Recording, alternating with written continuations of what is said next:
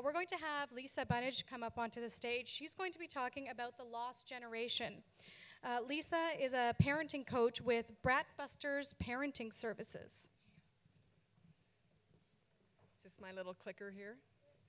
I tend to do this when I look in the light, so I'm going to have to watch that. Okay, the first 3 slides is just me reading the slides, but it picks up after that. Okay, an alarming percentage of children are growing up lazy, spoiled, and craving instant gratification. They're lost. That's the self-entitled generation. I'm sure we know what that's all about. We've seen it, right? How many parents are in the audience? Okay, these children who are lost are more likely to get into drugs. They're more likely to be bullied. They're more likely to bully. They're more likely to get pregnant. Do you know most kids who are 13, 14 years old and are sexually active know nothing about condoms? And they're also more likely to be disrespectful to their parents. This one kind of hits home with me too, but they are living off their parents way too long. They are convinced that it's their right to do nothing but follow their dreams while their parents support them. Yet they lack the self-discipline and work ethic required to make their dreams come true. I was talking to a woman the other day, and she said, "Oh, my son's driving me nuts." She said, "I used to pay all of his car insurance and everything else, but he had so many accidents that the premiums are too high." So she goes, "I had to stop paying his car insurance." He went ballistic, had a massive tantrum, and he started throwing his dirty laundry out in the hall, turned his music up in his room, and he has a key lock on his door, so he'd lock the room, and she'd have to listen to this pounding music all day long when he went out.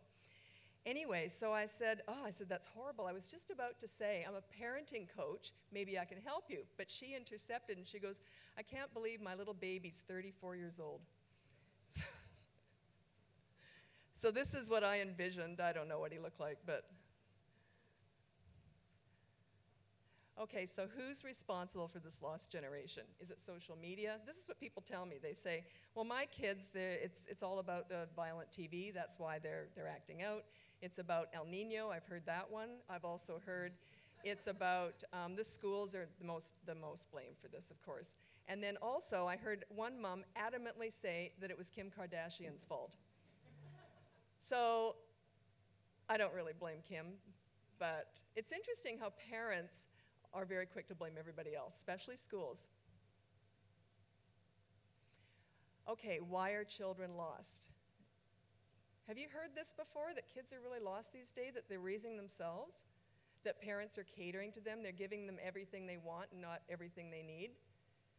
This is nothing new, right?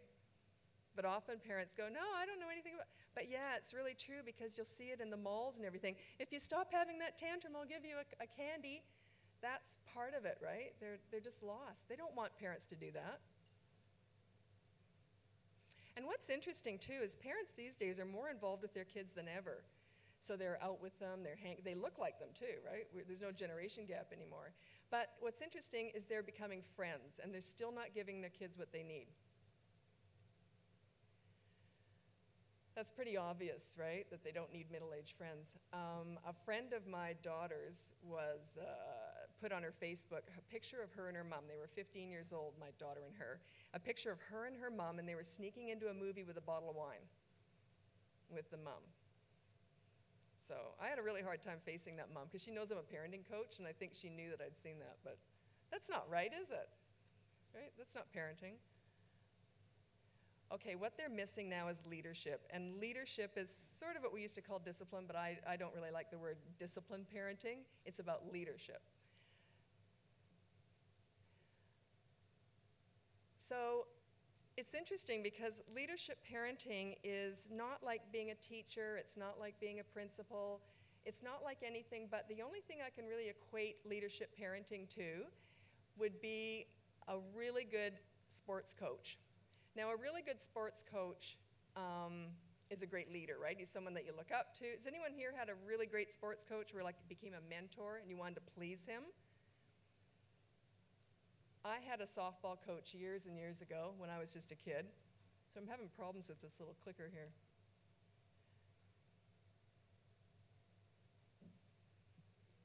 Sorry, I kind of lost my track there.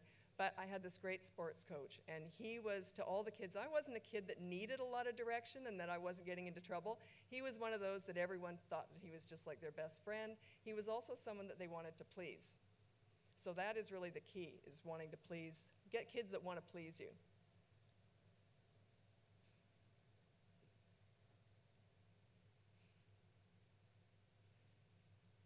Okay, so it's interesting too is when a sports coach, when you're teaching sports, let's say baseball, he will lay down the rules and he'll say, okay, you have to go to first base, second base, third base, and home.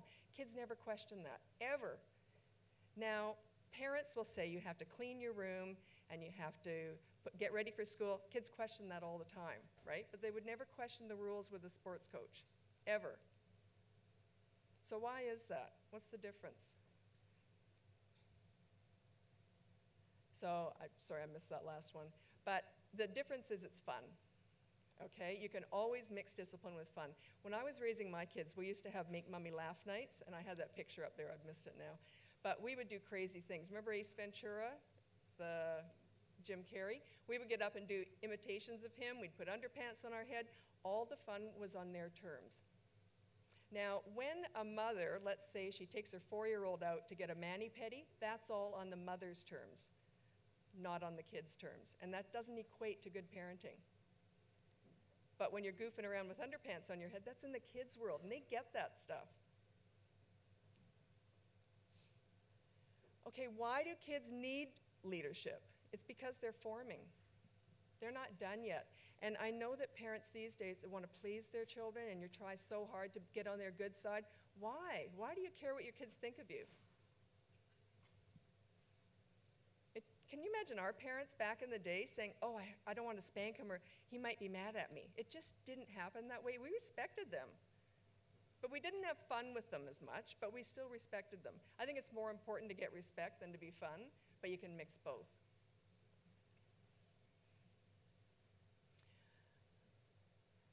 I didn't even touch that. Okay, I work with a lot of troubled teens. That's sort of my specialty. And every single teenager I've ever worked with has said to me, I wish my parents had been tougher on me growing up. Every single one. These are teens in detention centers, teens who had just tried to kill themselves. They all say they wish their parents had been tougher on them growing up. And they never would have got into trouble. They never say, I wish my parents were tougher on me now, though. That's never happened. But they all recognize that they needed more discipline growing up. So kids instinctively know that they need leadership. They need someone telling them what to do.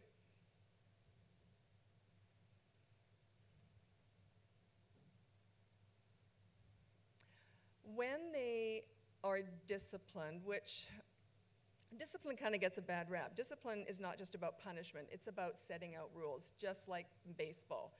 You lay down the rules and you say, okay, here they are, and then there has to be a consequence. Now let's say the kid says, and I've heard this before, one kid evidently said, I don't want to go to second anymore, I hate that kid on second. So can you imagine the coach saying, okay, just skip it, and just do first and third. So, but once you learn how to really enforce those rules, kids will respect you.